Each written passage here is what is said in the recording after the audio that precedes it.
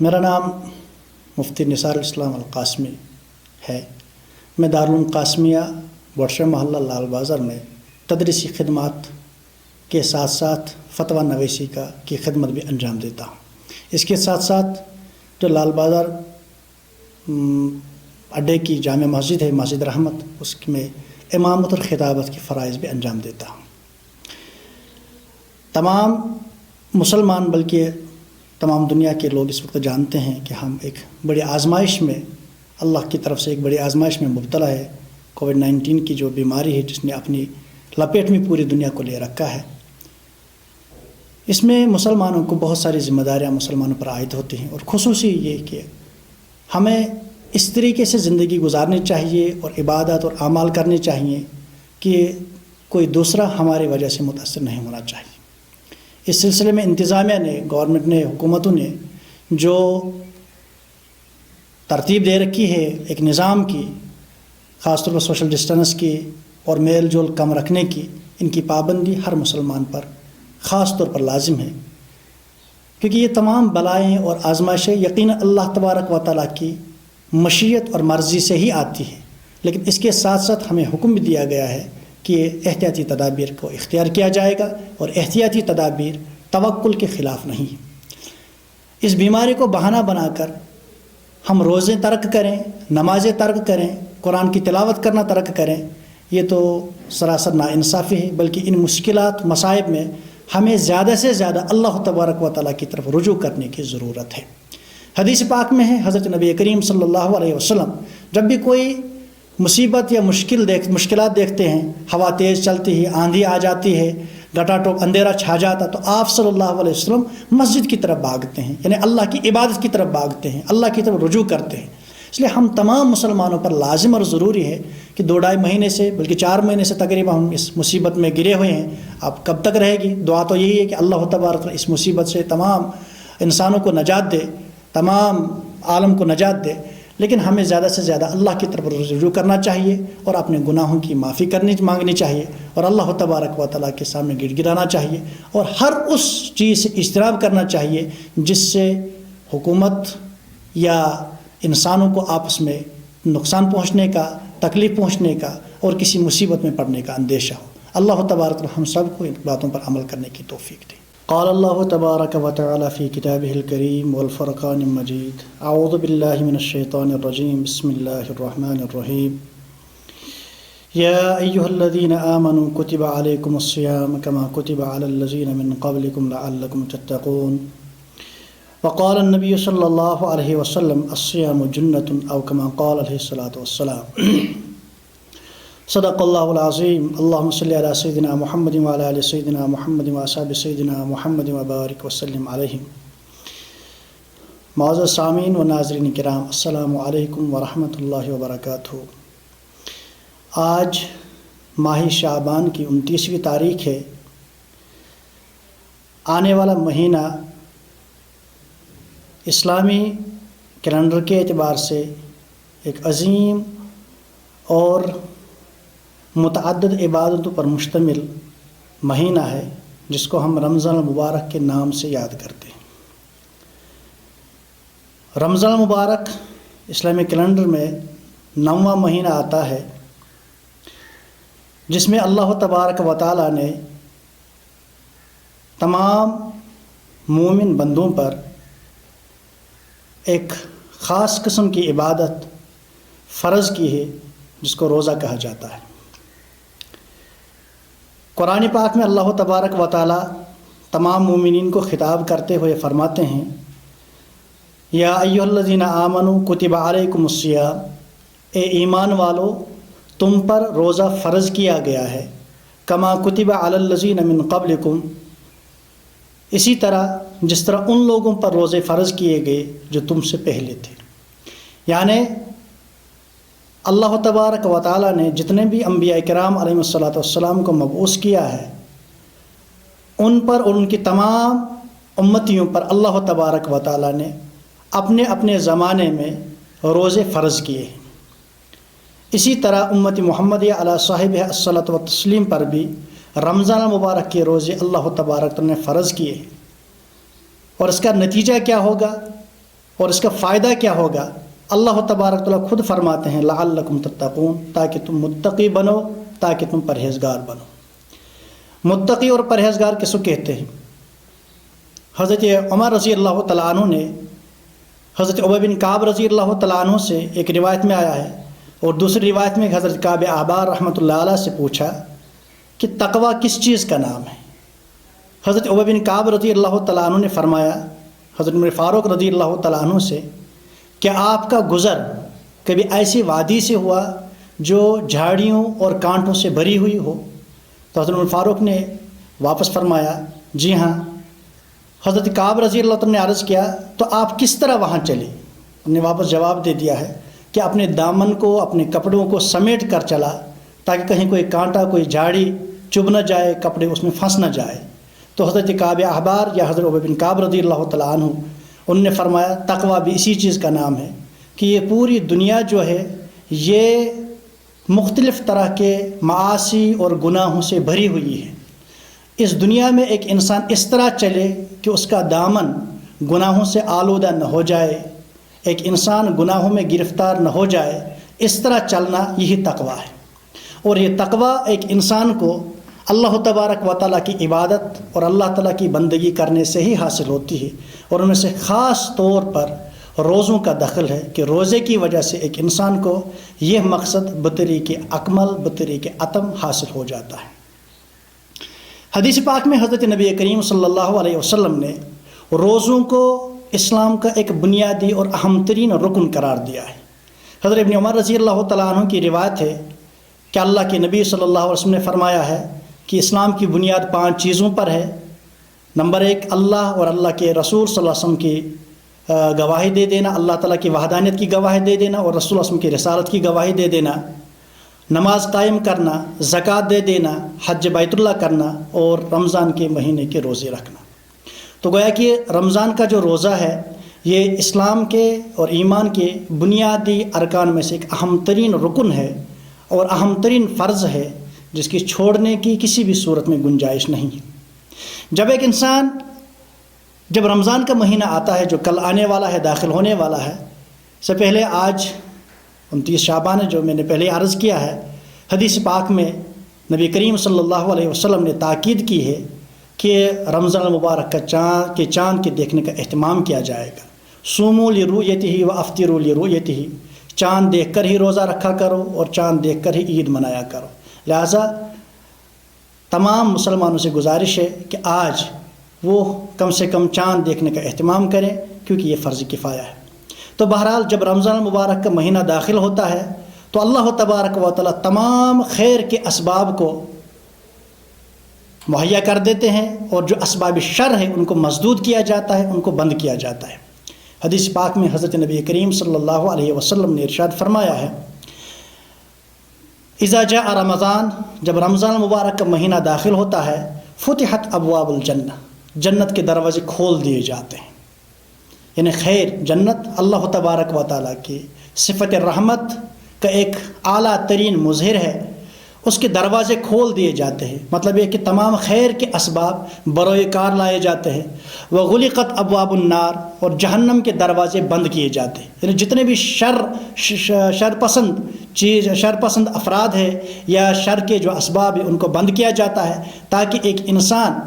دل جمعی کے ساتھ اور سکون کے ساتھ، اطمینان کے ساتھ اللہ تبارک و تعالیٰ کی عبادت اور بندگی کر کے اللہ تعالیٰ کی رضا اور خوشنودی کو حاصل کر سکے۔ وہ صفیدت الشیاطین، اور فرمایا نبی کریم صلی اللہ علیہ وسلم شیاطین کو جکڑ دیا جاتا ہے۔ یعنی جو سرکش جنات ہوتے ہیں، بڑے بڑے جو سرکش شیاطین ہوتے ہیں، شیاطین الجن مراد ہے، یہاں شیاطین الانس مراد نہیں، انسانوں کو جکڑا نہیں جاتا ہے، بلکہ جو جنات ہوتے ہیں ان کو جکڑا جاتا ہے، ان کو گرفتار کیا جاتا ہے، نظر بند کیا جاتا ہے، تاکہ اس مہینے میں وہ مسلمانوں کو، اہل ایمان کو پریشان نہ کرے، ان کو عبادت سے باز رکھنے کی کوشش نہ کرے۔ تو یہ اللہ تبارک و تعالیٰ خاص طور پر یہ اہتمام رمضان المبارک کی آمد کے لیے کیا جاتا ہے۔ ایک حدیث پاک میں حضرت نبی کریم صلی اللہ علیہ وسلم نے فرمایا کہ یہ رمضان المبارک کا فائدہ، جیسے کہ قرآن میں بتایا لعلکم تتقون، اسے ایک انسان کو تقوی اور پرہیزگاری حاصل ہوتی ہے، اسی طرح نبی کریم صلی اللہ علیہ وسلم نے فرمایا کہ رمضان المبارک جو ہے یہ کفارہ سیئات ہے، یعنی اس رمضان المبارک کی وجہ سے ایک انسان کے گناہ معاف ہو جاتے ہیں۔ حدیث پاک میں نبی کریم صلی اللہ علیہ وسلم نے فرمایا ہے وَرَمَضَانَ إِلَى رَمَضَانَ مُكَفِّرَاتٌ مَا بَيْنَهُنَّ إِذَا اجْتُنِبَ الْكَبَائِرُ، کہ رمضان المبارک سے لے کر دوسرے رمضان المبارک کے مہینے تک جنہیں پورے سال کے جو گناہ ہوتے ہیں، تو 2 رمضان کے روزے جو ہے بیچ میں جو کیے ہوئے گناہ ہیں یہ رمضان کے روزے ان کو مٹا دیتے ہیں، ختم کر دیتے ہیں۔ لیکن کب؟ اذا اجتنب الکبائر، جب کبائر سے اجتناب کیا جائے گا، یعنی گناہ کبیرہ سے اجتناب کیا جائے گا، بچا جائے گا۔ یعنی صغیرہ گناہ رمضان کے روزوں سے معاف ہوتے ہیں، کبیرہ گناہوں کے لیے توبہ ضروری ہے۔ ایک حدیث ہے نبی کریم صلی اللہ علیہ وسلم نے فرمایا من صام رمضان ایمانا و احتسابا غفر له ما تقدم من ذنبه، جو شخص رمضان المبارک کے روزے رکھے گا یقین کے ساتھ، ایمان یقین کے ساتھ، احتساب ثواب کی امید پر، یعنی اللہ تبارک و تعالیٰ نے روزہ رکھنے پر جو اجر اور ثواب کے جو وعدے کیے ہیں اس یقین کے ساتھ، اس امید پر اس نے روزے رکھے ہیں، تو اللہ تبارک و تعالیٰ کہ رسول صلی اللہ علیہ وسلم نے فرمایا غفر له ما تقدم من ذنبه، اس انسان کے تمام گناہ معاف ہوتے ہیں جو اس نے کیے۔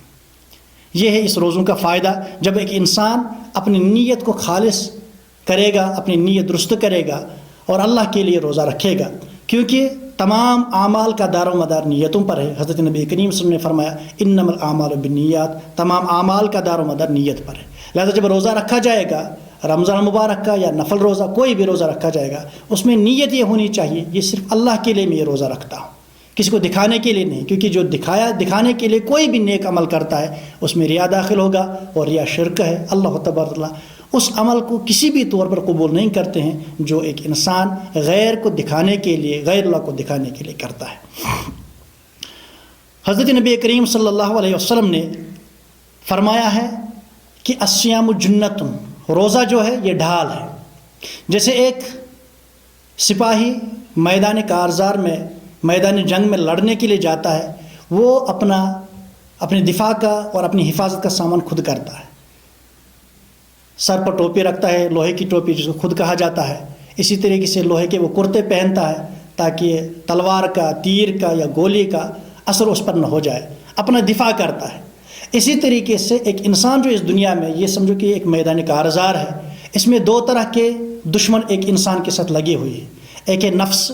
اور دوسرا ہے شیطان، ایک ہے نفس اور دوسرا ہے شیطان، اور ان 2 دشمنوں سے بچاؤ کی مختلف صورتیں ہیں، اور ایک صورت حضرت نبی کریم صلی اللہ علیہ وسلم نے فرمائی، وہ ہے روزہ۔ روزے کے ذریعے سے ایک انسان اپنے آپ کو نفس کے وار سے اور شیطان کے دھوکے سے بچا سکتا ہے، لیکن بشرط ہے کہ روزوں میں وہ تمام چیز پائی جائے جن کی تلقین کی حضرت نبی کریم صلی اللہ علیہ وسلم نے، اور ان تمام چیزوں سے بچا جائے جو آئندہ پروگرام میں عرض کیا جائے گا، ان تمام ممنوعات سے اور تمام گناہوں سے اور سیئات سے بچا جائے گا جن سے ایک انسان کا روزہ متاثر ہو جاتا ہے۔ تو بہرحال حضرت نبی کریم صلی اللہ علیہ وسلم نے فرمایا الصیام جنۃ، روزہ ڈھال ہے، ایک انسان اس سے اپنے آپ کو دشمن کے حملے، شیطان کے حملے سے اور اپنے نفس امارہ کے حملے سے بچا سکتا ہے۔ جب ایک انسان روزہ رکھتا ہے تو روزے دار کو ایک بہت بڑا فائدہ ہوتا ہے کہ نبی کریم صلی اللہ علیہ وسلم نے فرمایا ہے کہ کل قیامت کے دن جب تمام انسان نفسی کے عالم میں ہوں گے، پریشان ہوں گے اور اللہ تبارک کی رحمت کے منتظر ہوں گے، رحمت کے آس لگائے ہوئے ہوں گے، اس وقت اس نفسی کے عالم میں اور سخت ترین اور پریشان کن عالم میں ایک انسان کو روزہ اور قرآن سفارش کریں گے۔ حضرت نبی کریم صلی اللہ علیہ وسلم نے فرمایا ہے کہ الصیام والقرآن یشفعان للعبد یوم القیامہ، قرآن اور روزہ، چاہے رمضان کا روزہ ہو چاہے کوئی اور نفل روزہ ہو، یہ دونوں کل قیامت کے دن بندے کے لیے سفارش کریں گی۔ اور روزوں کے بارے میں نبی کے نے فرمایا یقوم الصیام اے رب منعتہ الطعام والشہوات بالنہار فشفینی فیہ، اے اللہ، روزہ کہے گا اللہ تعالیٰ سے، اے اللہ میں نے آپ کے اس بندے کو دن میں کھانے پینے سے روکا ہے، اپنی شہوات اور اپنی خواہشات کی تکمیل سے دن میں روکا ہے، اس نے میری خاطر وہ تمام چیزیں قربان کی ہیں، پورے دن اس نے روزے میں گزارا ہے، فشفعنی فیہ، لہذا میرا روزہ میری سفارش اس کے حق میں قبول کیجیے۔ اور نبی کریم نے فرمایا کہ روزوں کی سفارش اس کے حق میں قبول کی جائے گی، روزہ اس کی سفارشی بن کر اس کو کل معاف کرائے گی۔ ایک حدیث میں ہے نبی کریم صلی اللہ علیہ وسلم نے فرمایا ہے کہ جنت کے متعدد دروازے ہیں، ہر دروازے کا الگ الگ نام ہے، اور ایک دروازہ جس کو باب الریان کہا جاتا ہے۔ کل قیامت کے دن جب جنتیوں جہنمیوں کا فیصلہ کیا جائے گا، حساب کتاب مکمل ہو جائے گا، نامہ اعمال تولے جائیں گے، تو اس کے بعد جنت کا دروازہ جس کو باب الریان کہا جائے، ریان کے معنی سیرابی، سیرابی یعنی جب کسی کو پیاس لگتی ہے ہم اس کو سیراب کرتے ہیں، پانی پلاتے ہیں۔ چونکہ اس نے دنیا میں روزہ رکھ کر پورے دن اپنے آپ کو پیاسا رکھا ہے، بھوکا رکھا ہے، اس لیے اس کا بدلہ جو ہے باب الریان کی صورت میں دیا جائے گا۔